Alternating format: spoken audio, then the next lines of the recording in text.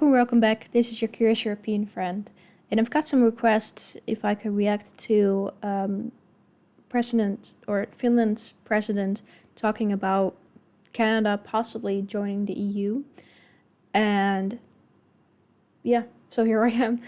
I did react to another video about whether it was possible for Canada to join the EU or something along those lines. So if you want to see that, then that's definitely out there too. But let's go ahead and watch this. So I look at a country like Canada, which would slot into the European Union in negotiations that would be faster than Finland joining NATO. Good morning, my name is Luca. I'm a fourth year student here at Carleton University. And you speak of multilateralism and the change in the global order. A poll I have here from Nanos Research shows that 57% of Canadians now, which is an unbelievably high level, probably the highest I think we will ever see, support or somewhat support Canada joining the European Union. That's interesting. So I didn't know that statistic. That's over halfway. Like, that's a pretty decent amount of people. So, in your opinion, even though we are not on the same continent and we're an ocean away, what benefits could that bring if we were to make the decision to join? He's like, oh boy, why do I need to answer this question? And we do have a border with Europe on Hans Island. I'm glad my team is not looking at me so I can answer whatever I want. They're just faffing with their phones. Okay, so I can't give you a definitive answer because I don't think that would be proper. And on top of that, I should add that I do foreign policy. The Prime Minister does the EU, but I am an EU nerd. I mean, that's kind of how I got started at Furman University in Greenville, South Carolina, some almost 30 years ago. And I did write my PhD on flexible integration, that not everyone has to do everything at the same time. I think we're at one of those hinge moments right now when it comes to multilateral cooperation, where limits should be provided only by our brains. So I look at a country like Canada, which would slot into the European Union in negotiations that would be faster than Finland joining NATO. So if there would... Yeah, I wonder why he thinks that. Not that I would not agree or would agree. I honestly do not know enough about this at all to even make a statement about that, but I wonder what his reasoning behind that is, that it will be faster for Canada to join than Finland.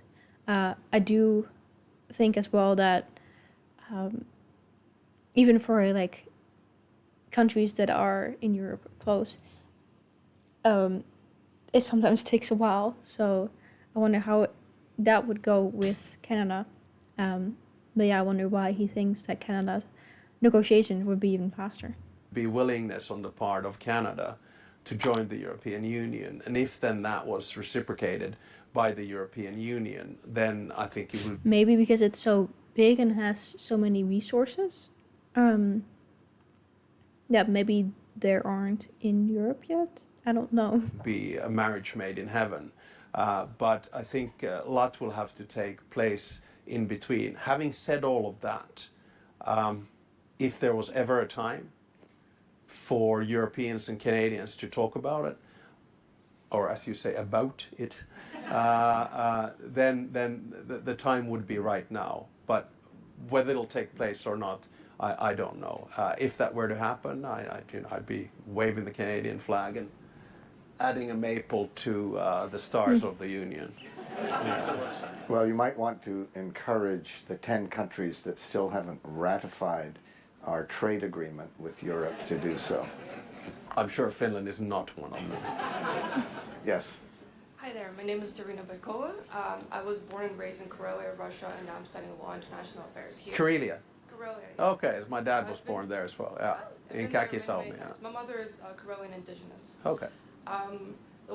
Recently, a lot of political refugees from Russia have been having trouble finding asylum in Europe and now in Canada with the bill C-12. What steps is Europe, and specifically Finland, is going to take to protect the political refugees from Russia and other authoritarian regimes? Yeah, it's a good question, and at the same time a super difficult question, because the knee-jerk reaction that we all have is that everything coming from Russia is bad, therefore, let's stop it. And then of course this is I thought this whole video would be about him talking about Canada joining the EU. I don't think it is, but let's watch it regardless. far from the truth. There's a massive population that does not support the regime, etc., etc. A lot of these asylum type of decisions are obviously national decisions, so it depends completely on the country in question on how they go through these different parts. Then, of course, you see a lot of actually, Russian refugees in the Gulf states, interestingly enough. So I can't give you a direct answer because every one of these goes case by case. The only answer I have is let's hope the war ends as soon as possible, because that would then alleviate the pain. Yes, sir. Good morning, Mr. President. My name is Nick. I'm a student studying both political science and economics, and my research currently is at the I don't even know what he's saying. Is there titles? intersection of sovereign finance and Arctic security, and I'm also a fellow triathlete. And I'm going to be competing next year in 2027, so I'll try to keep this to a sprint rather than a marathon. Very good. I have two questions. The first, regarding your discussions with Prime Minister Carney this week, do you believe Arctic sovereignty still rests exclusively on ships and soldiers, or is there perhaps a transition occurring toward a new kind of power, one defined by who controls the emerging financial digital systems and natural resource supply chains? Secondly, Henry Kissinger famously said that leaders tend to consume the intellectual capital they built before taking office. So looking back on your time spent in government and academia, what is the one lesson you return to as you try to pull together this fragmented world? Okay, good. I'll try to take the second question first. I hope that idea did not pertain to Henry Kissinger himself. Because that would have been a waste of a few decades of intellectual power and foreign policy. What I found with myself is that if I don't do the academic reading and thinking and creating the frameworks, I'm not able to probably perform as well as I would want to as a president of Finland. So for me, it was super helpful to basically leave politics in 2016, go back to academia and actually banking, and then write that book. And I still try to keep up that rhythm. So, I try to read either memos, papers, articles, or books for about 2 hours a day. And that sort of feeds my brain. And I feel that the brain is like a hard drive. So stuff goes in there, and then of course when you read a book you forget it. But I take a lot of notes, and then sort of it stacks up at one way or another. So I try to use a lot of those lessons, and especially when the world is changing. Like if I wasn't reading foreign affairs, I think it would be very difficult to contextualize what I do. So I try to keep up to that, and hopefully it works. On the Arctic, I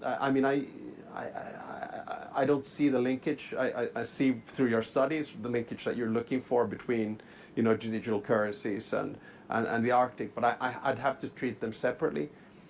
The Arctic, interestingly enough, we had an Arctic Council with 8 countries, including Russia, which is now dysfunctional, but we have 7 countries in NATO that are Arctic nations. And it's always about 3 things. It's about security, it's about the environment and climate, and now also about the economy because of opening waterways. And I think we need to treat it as an extremely important geopolitical entity in this time. And I think it's very important that we, the middle powers, of course then including the United States, take ownership of it and make sure that these 3 things stay intact. Of course, the Greenland issue has complicated things a little bit. Thank you.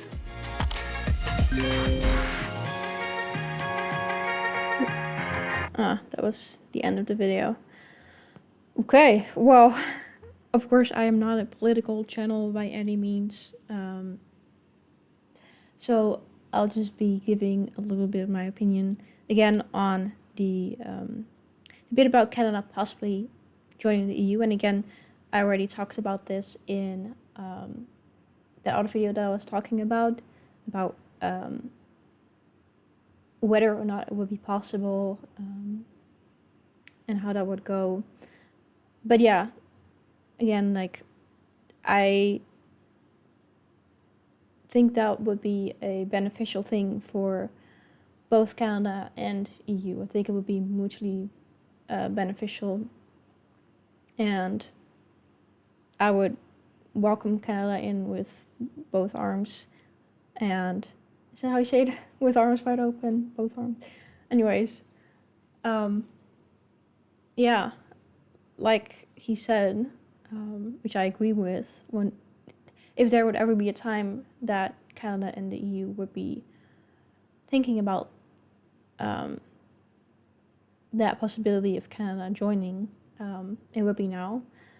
And I don't know if they will talk about that. I'm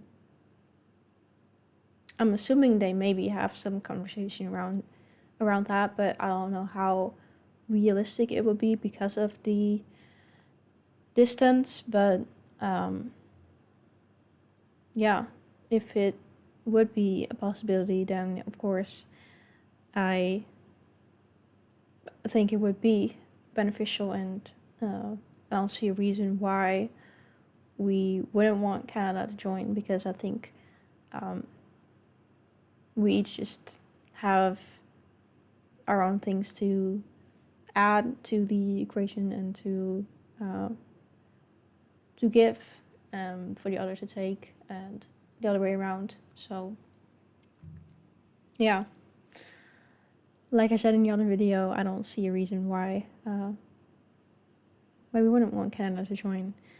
And especially in this time, I think that's something that naturally people would think about. Again, I would welcome Canada with arms wide open, both arms. I don't know how you say it, but like I said, I am not a political channel in the slightest, and of course I can make any claim, but who am I? There's no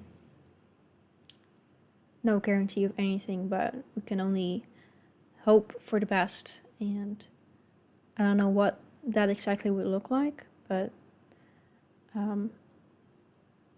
that's what we can strive for. So anyways, let me know your opinion in the comments below about Canada maybe joining the EU, if you would think that's beneficial, if you would not want that to happen.